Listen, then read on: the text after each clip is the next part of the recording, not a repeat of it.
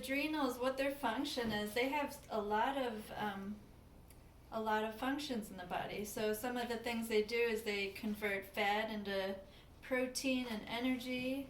They help regulate our blood pressure and a blood sugar.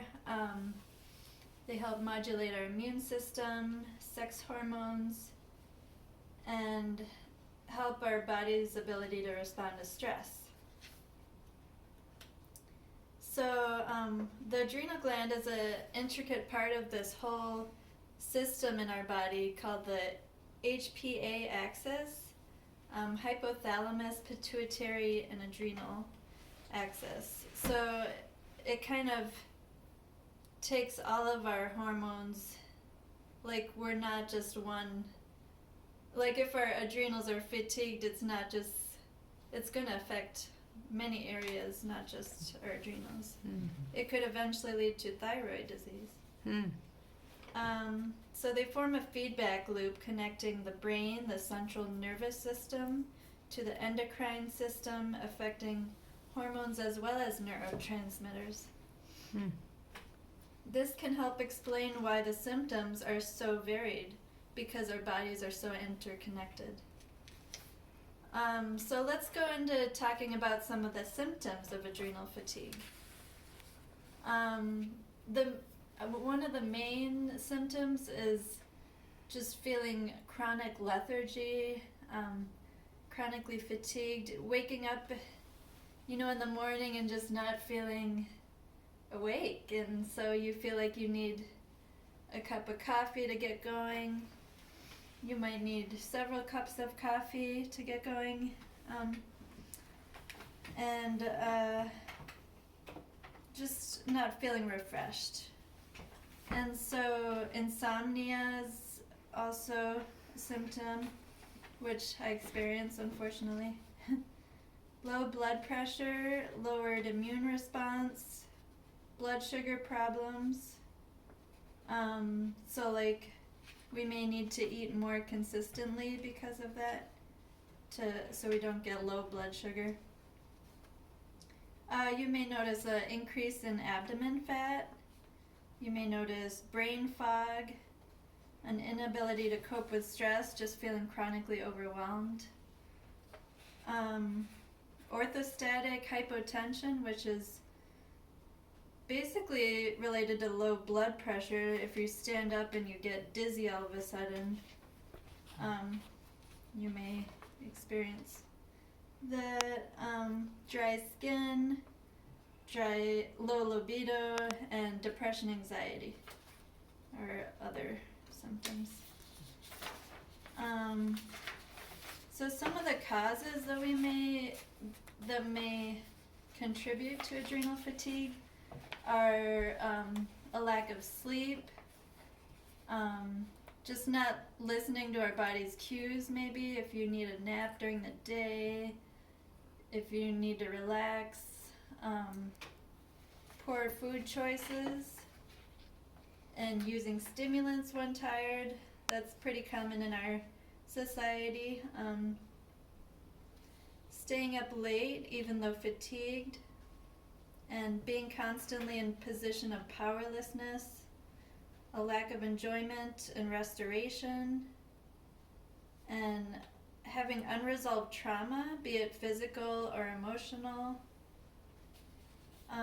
toxic load of pollutants in our food, air, chlorine in our drinking water, antibiotics in our meats and hormones, and pesticides in our vegetables can also contribute. To adrenal fatigue? Yeah. Oh, okay. Just that load, that like toxic load of pollutants in your body. Mm. Yeah. So, and unresolved chronic conditions can also lead to adrenal fatigue. So if someone is chronically experiencing like diabetes or arthritis or asthma or allergies, any autoimmune diseases, pain, lots of people experience chronic pain, and that can really put stress on the body. unresolved food allergies and sensitivities.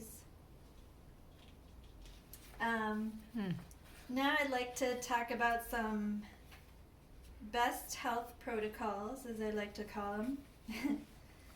So, some of these I took from James Wilson's book, The 21st Century, what is it called? Adrenal Fatigue, something like that.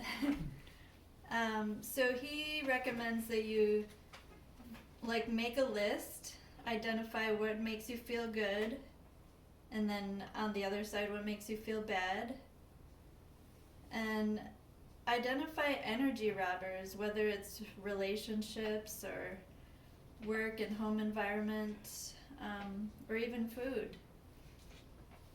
And it's good to have some goals to make the necessary changes that hinder your progress towards well-being, whether it's a relationship that drains your energy or communicating this challenge to someone and asking what you need, or it could be leaving a job or asking for less hours.